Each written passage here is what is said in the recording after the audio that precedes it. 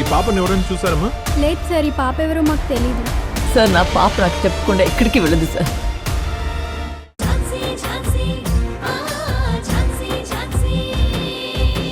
అసలు ఊహించలేదు మేడం ఇలా జరుగుతుందని.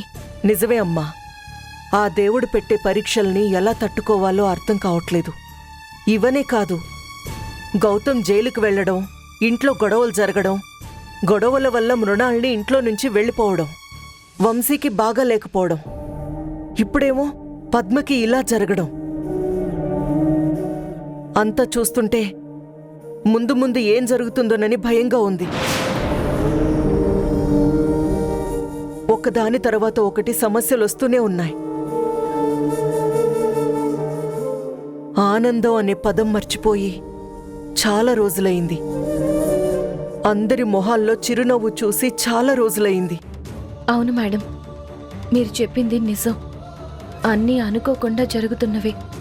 ఇదంతా చూస్తుంటే ఏదో పొరపాటు చేస్తున్నావని అనిపిస్తుంది.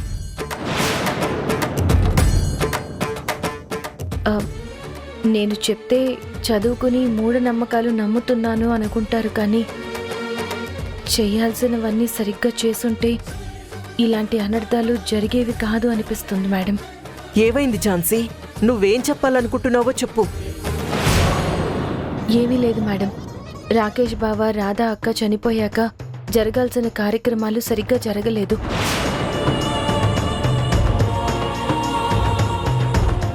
అవే సక్రమంగా జరిగుంటే ఇప్పుడు ఈ పరిస్థితుల్లో ఉండేవాళ్ళం కాదేమో మేడం. అవును ఝాన్సీ, జరగాల్సినవన్నీ జరిగుంటే బావుండేది. పరిస్థితుల కారణంగా జరిపించలేకపోయాం. అవును మేడం, అప్పుడు జరిపించలేకపోయాం కాబట్టి ఇప్పుడు ఎలాగో వాళ్ళు పోయి సంవత్సరం కావస్తుంది. వాళ్ళ ఆబ్దికం కూడా వస్తుంది. అప్పుడు ఏదైనా సరిగ్గా చేయిస్తే వాళ్ళ ఆత్మ కూడా శాంతిస్తుందేమో. ఆ రకంగా అయినా ఇలాంటివి జరగకుండా ఉంటాయేమో. మళ్ళీ నేను ఇలా చెప్తున్నానని తప్పుగా అనుకోకండి మేడం. మీకు చెప్పే అంత పెద్దదాన్ని కాకపోయినా నాకు అనిపించింది చెప్పాను. చచ్చా, నేనేమనుకుంటాను ఝాన్సీ? నువ్వు చెప్పింది కూడా నిజమే కదా. దాని గురించి ఇంట్లో వాళ్లతో మాట్లాడి జరిగేలా చేద్దాం. అలాగే మేడం. మేడం, పద్మగారిని ఒకసారి పద, చూడొచ్చా? తీసుకెళ్తాను, పద.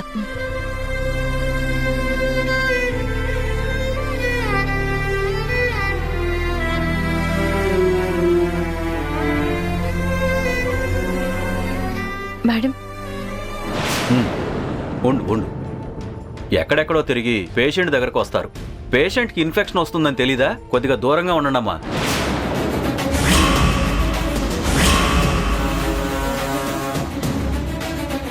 ఊరికే చీటికి మాటికి మందలుగా తిరుగుతుంటారు. ఎందుకు తిరుగుతారో ఏంటో కూడా అర్థం కాదు.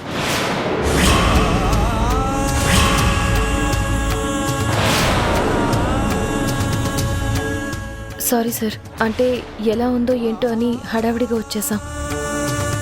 కొంచెం దూరంగా జరిగి మాట్లాడమని చెప్తున్నాను కదా.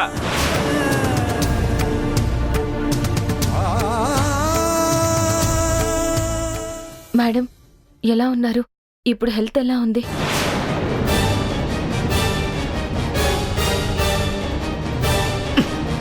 ఎలా ఉంటుంది? ఇదిగో సంతోషంగా ఉండాల్సింది హాస్పిటల్ బెడ్ మీద పేషెంట్ లాగా పడుంది. తినేవాడి కర్మ బాగోలేక గుమ్మడికాయ చేదు అన్నాడంట. అలాగే మా కర్మ బాగాలేక పోయి నీళ్లలో కాలేసి జారి పడింది. ఇదిగో ఇలా అయింది.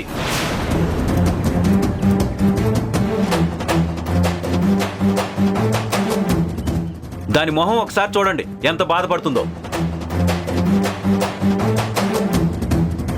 బాధపడకండి మేడం. జరిగిన దానికి మాకు బాధగానే ఉంది, కానీ ఏం చేస్తాం? మన చేతుల్లో ఏముంది? ఇలా అవుతుందని మీరైనా అనుకోలేదు కదా. మేడం, మేం బాధపడద్దు అని చెప్పినా మీకు బాధ ఉంటుంది, కాదనం. కానీ జరిగిన దాన్ని తలుచుకుంటూ ఉంటే ఏమొస్తుంది మేడం? మీకే ఎన్నైనా చెప్తారు.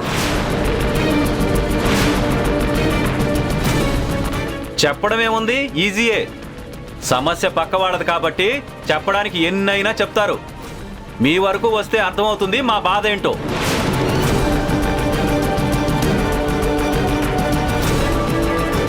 చంద్ర, ఏంటలా మాట్లాడుతున్నావు? వాళ్ళేదో పద్మని చూసి పలకరించి వెళ్దామని వచ్చారు. ఇప్పుడు వాళ్ళు సానుభూతి చూపించినంత మాత్రాన జరిగిన నష్టం జరగకుండా పోతుందా?